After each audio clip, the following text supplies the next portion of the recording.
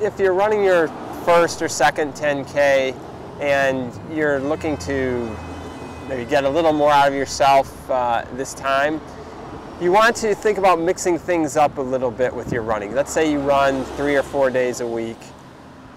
Don't go out and run the same thing day after day after day. Your body will adapt more to a variety of stresses.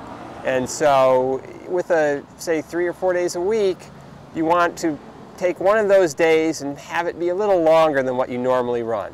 And if you're asking how long should that be, really think about it for yourself. How long it should be for somebody else isn't necessarily how long it should be for you. So if you simply add on 5 to 10 minutes to whatever your last long run has been in the past 2 weeks, that will give you a good guide of how much to increase for your long run each week.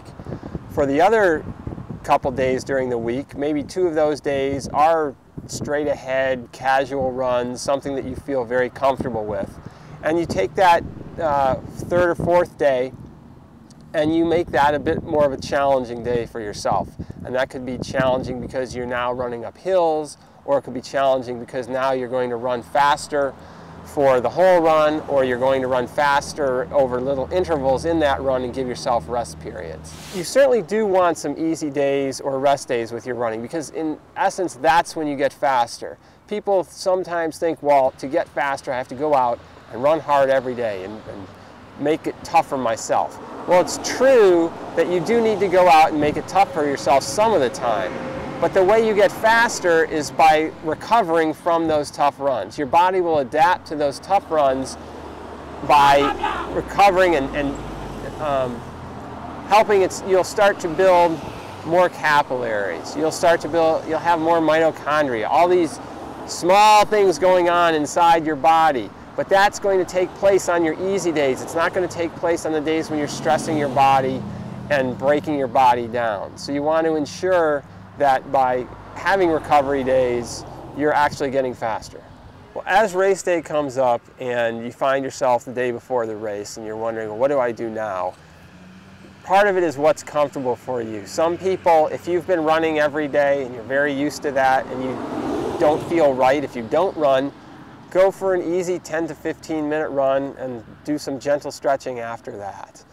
If you feel like you're going to benefit from a day of rest, that's not going to hurt your race. You're not going to get slower because you took the day off before the race. So by all means, enjoy that as a day off and take it as a real day off. Don't necessarily spend the whole day on your feet walking around. When you get up race day, you'll probably be awake very quickly because of the anticipation for the race, and that's great. Generally, I would suggest that you're up at least 2 hours before your race start.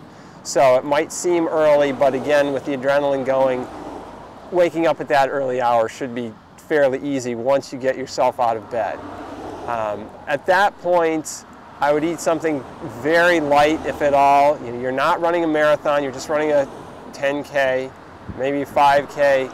And with that distance, you don't need a whole lot of fuel in your body. Your body will store a lot. So just if you're going to eat, make sure it's something that you're used to eating before you go for a run. Once you get to the race course and you've got your number and you're all set, you should consider warming up for 5 to 10 minutes of easy running, something that's definitely slower than your race pace.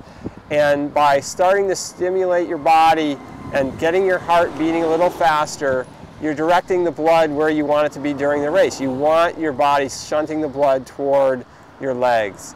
And that's going to happen. That's what part of the warm-up is all about. And that could take place 30 to 40 minutes before your race. After the race, you might be so exhausted that you don't see any choice and you're simply enjoying the fact that you ran hard and you're going to collapse wherever you are. But if you do have the energy, a small cool down will help you recover the next day a lot better. So just like you warmed up for, say, an easy 5 to 10 minutes, you'll want to cool down, and it could be 10-15 minutes after you cross the finish line. Maybe you find a friend and you go for a 5 to 10 minute jog, real easy, and you just talk about the race, talk about what you want to do now that you've run so well, maybe your next race goals, before you hit the food after the race. With hydration, say prior to race day, again, unlike a marathon, you're only going to be exercising for 30 to 60 minutes, and you don't need to be drinking every hour and getting to the point where you're running to the bathroom every hour. Of course, it is a good idea to stay hydrated, and you want to keep drinking to a comfort level. Again, I would let your body be your guide. With a 30 to 60 minute run, most of you will find that you do not need to get a drink during the race. If you find yourself thirsty, by all means, get a drink. If it's a hot day, use the aid station to pour that water over your head.